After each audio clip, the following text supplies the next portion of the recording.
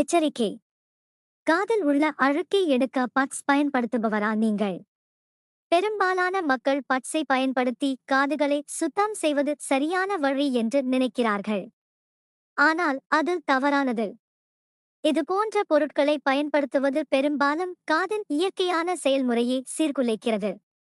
பட்ஸ்களை சொருகும்போது காதில் உள்ள மெழுகு அதிகமாக உள்ளே தள்ளும்.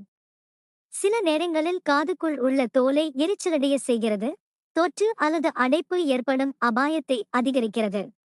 இதன் காரணமாக தான் காதில் உள்ள மெழுகை சுத்தம் செய்ய பட்ஸ்களை பயன்படுத்தக்கூடாது என சுகாதார நிபுணர்கள் அறிவுறுத்துகிறார்கள். காது மெழுகு என்பது அழுக்கு அல்ல, அது ஒரு இயற்கையான பாதுகாப்பு அடுக்கு ஆகும். இது தூசி மற்றும் வறட்சியை தடுக்கவும் மற்றும் உங்கள் காது கால்வாயில் பாக்டீரியா நுழைவதை தடுக்கவும் உதவுகிறது. பட்ஸ்களை பயன்படுத்தி இந்த அழுக்குகளை அகற்றுவதால் வெளியில் இருந்து வரும் பாக்டீரியாக்கள் காதில் நுழையக்கூடும். காலப்போக்கில் இது தொற்றுகளுக்கு வழிவகுக்கும். பட்ஸ்களை பயன்படுத்தி மெழுகை அகற்றுவதற்கு பதிலாக நீங்கள் அதை உள்ளே தள்ளுகிறீர்கள். உள்ளே சென்றதும் அந்த மெழுகானது கடினமாகவும் உலர்ந்ததாகவும் மேலும் சுருக்கமாகவும் மாறும். இது அடைப்பு, கேட்கும் திறன் குறைதல், அரிப்பு, அசௌகரியம் மற்றும் தற்காலிக காது கேளாமைக்கு கூட வழிவகுக்கும்.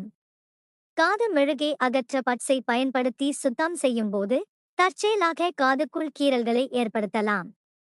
காதில் ஏற்படும் ஒரு சிறிய அளவிலான கீறல்கள் கூட வீக்கத்தை ஏற்படுத்தும் அல்லது பாக்டீரியா வளர அனுமதிக்கும். இதனால்தான் அடிக்கடி பட்ஸ்களை பயன்படுத்தும் பலர் காது வலி அல்லது வீக்கம் குறித்து புகார் கூறுகின்றனர். உங்கள் காதில் வலி அல்லது அசௌகரியம் ஏற்பட்டால் நீங்கள் ஒரு சுகாதார நிபுணரை அணுக வேண்டும், ஏனெனில் சுயமாக சிகிச்சை செய்து கொள்வது பெரும்பாலும் நம்மை ஆபத்தில் ஆழ்த்துகிறது.